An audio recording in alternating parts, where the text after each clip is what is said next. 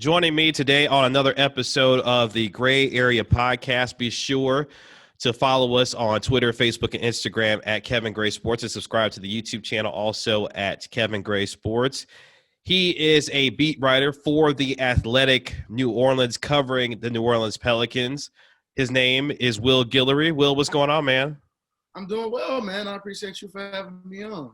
I appreciate you taking a few minutes with me today. Obviously, the NBA season is back and upon us. It seems like the season just ended a short time ago because, honestly, I guess it did just end a short time ago. And we're back, and the season starts on December 22nd. And the Pelicans strike me as a really interesting team because it decided to go in a different direction after moving on from Alvin Gentry to bring in Stan Van Gundy, a grizzled veteran in this league as a head coach, to pair with this young Pelicans basketball team. One, what did you think of the hire of Stan Van Gundy? And two, is he the right fit for this young team as they continue to grow and start to get better in the Western Conference? Yeah, to be honest, when I first initially started hearing whispers about, Stan's name getting thrown out there, it was kind of shocking to me, to be honest, just because I'd never kind of connected him with this team. I was always thinking they would go with like a younger coach, maybe they could try to go get their version of Brad Stevens or some guy that can be here for the next 10, 15 years with Zion or whatever. But, once I started talking to people around the organization, it made a lot of sense because I think, for one, Stan made it clear that this is the job he wanted. It wasn't like Stan was out there interviewing for jobs looking to get back in the NBA. This was an opportunity that he sought out. And he reached out to David Griffin about getting this job, and I think that's something that was really interesting for the Pels, to have a coach that really wanted this job. And for the two, I think the Pelicans really wanted somebody that could be a teacher for this young group. There's so many young players on this team, so many guys inexperienced trying to find their way in this league. And if you know anything about Stan Van Gundy, that guy loves the game. He knows the game, and he's extremely good at explaining the way he views the game of basketball. So I think that's going to allow him to fit really well with this young group, kind of showing them, just how to win. And we know Stan has done that at a really high level in this league. So I think it's a good fit. I think personality-wise, it's going to be interesting because that's been an issue in the past. Right. Players. But I think, time away from the game, has probably taught him some lessons about how to handle those situations. So, yeah, I think it's going to be really important for this young team to have a coach who can teach them all the ins and outs, how to be successful. And it's just a matter of him, figuring out how to adjust to this new game and this new team that he's coaching now. One of the great teachers of the game, Stan Van Gundy, has been throughout his entire career, and now gets the opportunity to work with the likes of Brandon Ingram and Zion Williamson and others. Before we touch on Zion, Brandon Ingram gets the max extension with the New Orleans Pelicans. Is that the right move for this team, as he has shown as a finalist and winning the most improved player this past season in the NBA? Is he the right guy that the extension was granted to, given where this team is going this year? Well, yeah, there's no question about that in my mind. I think he's a guy with superstar potential in this league as a scorer, as a guy who can create off the dribble. We saw how much of a jump he made last year with his three-point shooting, which was really a surprise to me because we knew it was kind of in there. We knew he could shoot the ball, but it's just the comfort he showed last year, getting those shots up, hitting them over contested hands. I think it showed the next progression in his game and how he can kind of be a fit next to Zion Williamson. But I think, big picture, when you have a guy like Zion, and we saw this with Anthony Davis in New Orleans, we saw it with Chris Paul in New Orleans, that it's really hard to succeed at a high level without that second guy next to your superstar. And I think B.I., has every element you need to be that, player next to Zion. I think personality-wise, they fit really well. The way they play on the court, Zion's more of a guy that's going to be on the inside. B.I. is more of a guy that's going to be on the outside. I think that fits really well. I think their size, having two really bigger guys for their position, I think is going to help for this team. And I think just overall, just B.I.'s personality and the way he fits with this group and the way he kind of rubs off on everybody else. If you know anything about B.I., that guy loves the game of basketball, and he lives in the gym. David Griffin has said this a couple of times, that he had to go to B.I. last year and tell him, hey, man, you got to take some days off. You got to get – that's how much B.I. loves the game. He just wants to play all day, every day. That's all he cares about.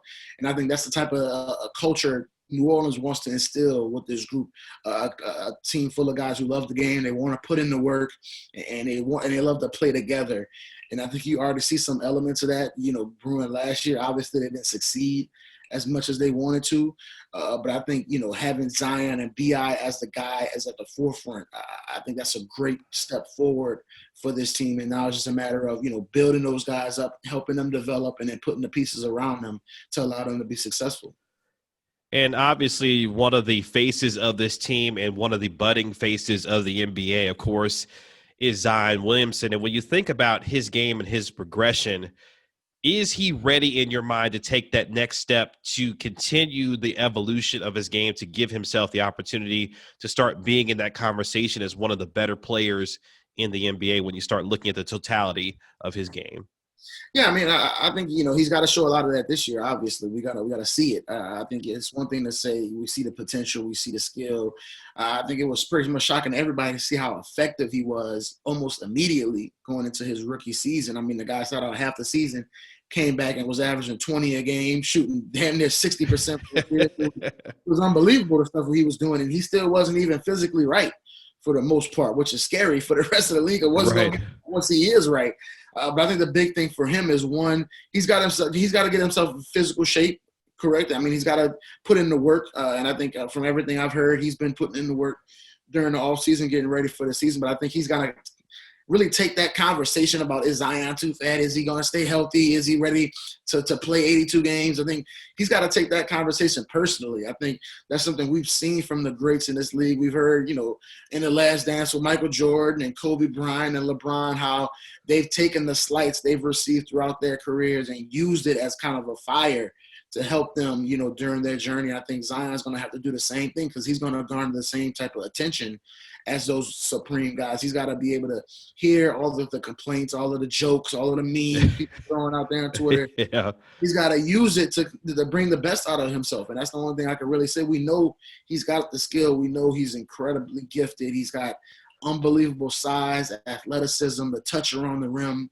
But I think it's all about from the neck up at this point with Zion. It's about him really taking it personally, what type of player he's going to be in this league, how he's going to prepare his body for an NBA season, and just, all of the challenges that come with being the face of a franchise when you're such a young kid. I mean, people forget just because it feels like he's been in our lives for so long. The guy's still very young, and he's still learning through this whole process. So I think that's going to be a part of it. But I'm really interested to see, what his body looks like once he gets back on the court and what he has to say as far as, all of the jokes and all of that. How what was his reaction to it? I think that's going to be really important. So let me ask you this. Obviously, Zion, one of the starring faces of the NBA as he continues to grow. A guy who we love and cover down here in Dallas, of course, is one Luka Doncic, 21 years old, and was a first-teamer All-NBA last year. That's going to be a tough question for you. Who would you rather start your NBA franchise with, Zion Williamson or Luka Doncic? This is tough. You might get my folks involved. But as of right now, I would probably say Luka. I think it's extremely close. I think for one, the injury factor, I think it's something you got to bring into this with Zion. The fact that he's already had a couple knee issues. We know the body type he has is so rare, and it's just a lot of questions about how that can last long term. Yeah. I think with Luka's style of play, you can see him playing forever into his 40s probably. He doesn't need athleticism. He's so skilled, and he can shoot the ball so well, and he's such a smart basketball player. So I think Luka kind of fits in the way today's NBA is played. But I do think Zion, if he can add more of a handle to his game, if he can add some more finesse, I think that's going to be a real tough conversation. Right now, just from what we've already seen from Luka, I think he's the exact prototype of what you want in your superstar in today's NBA. A guy who can hit threes at a high level, create for his teammates, be a big shot maker late in games. I mean, he's unbelievable. But I do think that's going to be a comparison we see for a long time is Luka versus Zion.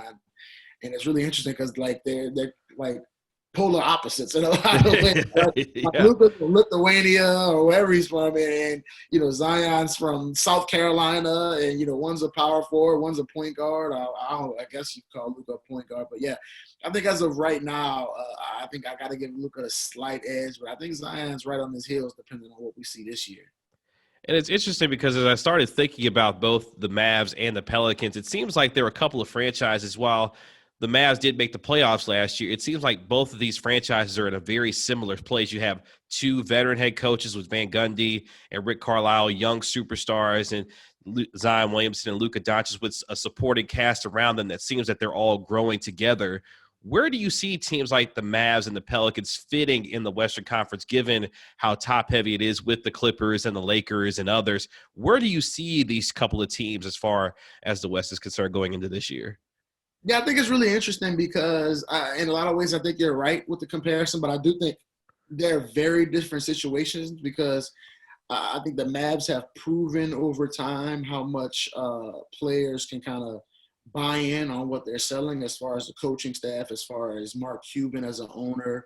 Their front office has, decades worth of, experience as far as, bringing in players, developing young talent, making the correct moves. And I think with New Orleans, they still got a lot of proof on that end.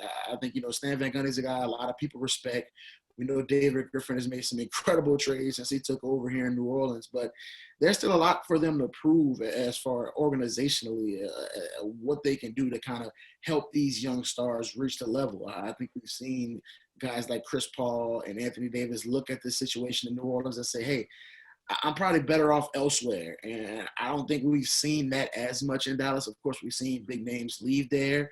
But, their Hall of Fame power forward stayed for his entire career while the guy in New Orleans, he dipped out. I think that's something that the Pelicans are going to just have to deal with, for as long as Zion is here is the question of, is Zion going to leave? Or do B.I. and Zion feel like they can win here? And I feel like that's just something Luka and that organization probably won't have to deal with as much because they have proven it already.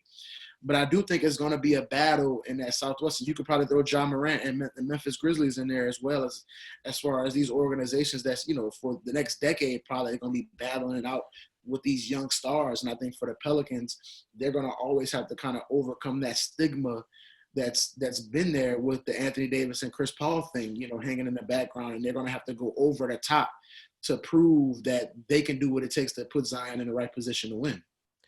And when you think about what this team has done in terms of some of its moves, the departure of Jrue Holiday, moving on now, how big of a loss is that for this team given where they are and what they're attempting to do to have that veteran presence now somewhere else? Yeah, I think it's tremendous. And I was a guy, throughout that entire process, I was screaming, I wouldn't trade Jrue. I think he's incredible on and off the court with this team. And I understand why you make the move. And I think a lot of it had to do with, understanding that Jrue was probably ready to move on. So once you get to that point, I think they wanted to do the right thing by him. And I think that's a big reason why you saw him get traded to a team like the Bucks where he can win immediately. But I think with Jrue, man, they depended on him to do so much. And I think people who don't watch the Pelicans kind of sleep on how much he was relied upon every single night to defend the best player on the other team, create shots, at the top of the key, score 20 points, be a guy who makes big shots at the end of the game. I think, man, he was such a piece that this team could lean on year after year, and just his presence not being here, I think it's going to be a lot for them to adjust to. And I think bringing in a guy like Eric Bledsoe with a similar skill set is going to make that easier. But I do think that, it's going to be a big adjustment because Jrue's a damn good basketball player. And I think being in this situation where they want winning a lot prevented people from appreciating just how good he is. But I think losing him, I think it's going to show how much he brought to this team. And I think it's going to be a lot on Lonzo Ball and Eric Bledsoe in the backcourt to kind of replace everything he did. And I think on Brandon Ingram as well, to be that shot creator, to be that guy in the shot clock situations who can make big plays. And when you don't have Jrue there, it's going to fall on others. But I do think the Pels are kind of prepared for that. But I do think it's going to be an adjustment for them just because it's been so long since they went into a season without Jrue Holiday. And now it's going to be something new for the entire organization. Let's look at this team from an overall executive leadership standpoint. Obviously, the Benson family still owning this team. David Griffin running things, Swin Cash, all these folks in this front office. Do you believe in the direction that this group is taking this team, given what they've started to build and how they are trying to do it now with some of the moves that they made and also bringing in Stan Van Gundy going forward now? Yeah, I think the moves David Griffin, Trajan Langdon, I would throw in there, Swin Cash. They've been incredible with the way they've been able to turn that Anthony Davis and Jrue Holiday situation into all of the assets they got out of it. Not only players that are contributing now, like Brandon Ingram, Eric Bledsoe, Steven Adams, but, what feels like hundreds of draft picks. And they might be picking multiple times in the first round for the rest of eternity. But I think, that's the way you got to build this thing around Zion. I think the mistake they made so often with Anthony Davis was, man, this guy's so good right now. We got to put some players around him to help him win. We got to go get Omer Ashe. We got to go get Nikola Mirotic to help him win right now because he's so good that he's ready to win right now. And I think in a lot of ways, Zion and B.I. are ready to win right now, but I don't think the Pelicans are rushing that process. And I think they're building to put those guys in a position to compete right now, but they're keeping the long-term vision in mind with all of those draft picks. And I think that's extremely important if you want to have a foundation in place that can allow you to sell Brandon Ingram on signing here long-term, that down the line you can sell Zion on signing here long-term. And I think a lot of that is dependent upon those draft picks in the future, and not only hitting on those draft picks, but potentially packaging them up and going and getting a third star to play next to those guys. So I think David Griffin has done a tremendous job in kind of giving himself that flexibility, kind of feeding the beast on both sides. But I do think it's going to come down to, how he can develop these young players. I think that's extremely important, not only the guys who are already on the roster, but the guys that they acquire in the future, and just, how they maneuver, with these picks and at what point are they going to get aggressive and try to go get somebody and who that somebody is. I think that's going to be a huge test, of him running this front office. But I think from what he's done up to this point, I think he can't do much of a better job of dealing with what they had going on with Jrue and AD and turn it into a situation where this roster is just flush with talent and they have picks down the line to continue to add to this base moving forward. So overall, as we move toward the start of this season, where do you see this Pelicans team fitting overall in the Western Conference, given the changes that have been made and the future that appears to be very bright for this team with its young core going forward? Where do you see them going this season? Man, I just think the West is just ridiculous. Yeah. So tough, and we say that every year. But, man, you look at every team that made into the playoffs last year, they're probably going to be back except OKC. We're assuming OKC is going to be gone. And then you throw Memphis in there, and you throw Phoenix in there with Chris Paul, and then you throw San Antonio. They're always in the mix. And Sacramento, with De'Aaron Fox continue his ascension. And I think there are just so many good teams. I didn't even mention Golden State, of course, with Stephen Curry and Draymond. So I think there is going to be so many good teams in the West, and I think there's going to be an adjustment period with Stan Van Gundy coming in, and like I said, with Jrue being gone. So I think there's going to take some time for this group to get together. I think they have the talent to be in the mix, and I do think it'll be a disappointment if they can't at least get into one of those playing games. But I think to say that, it's playoff or bust for this group, I think it's not giving enough credit to just how many good teams are in the West. And I think it's going to be a fight for anybody to get into the playoffs in the West. But I do think the Pels are going to be in the mix. But I think, man, it's going to be really tough to get into that top 8 just because there's so many good teams. And you got to be on point, I think, basically from the jump to really, lock down your spot. And I think there's probably, for those first few months, it's going to take some time to really figure out how all of these pieces fit together with so much change, this past offseason. So it's going to be a very interesting season for this Pelicans basketball team, a team that has a lot of expectations, a lot of young stars on it, and now a new head coach, Stan Van Gundy, looking to turn this thing into a potential playoff team. Will, where can they find you in terms of the work that you do and what you're got coming up, obviously, with the new season on the horizon here? Yeah, you can follow me on Twitter at Will Guillory. That's Guillory. You can find all my work at theathletic.com. Man, we got a lot of fun stuff going on right now. We're preparing for this crazy season. It's going to be wild.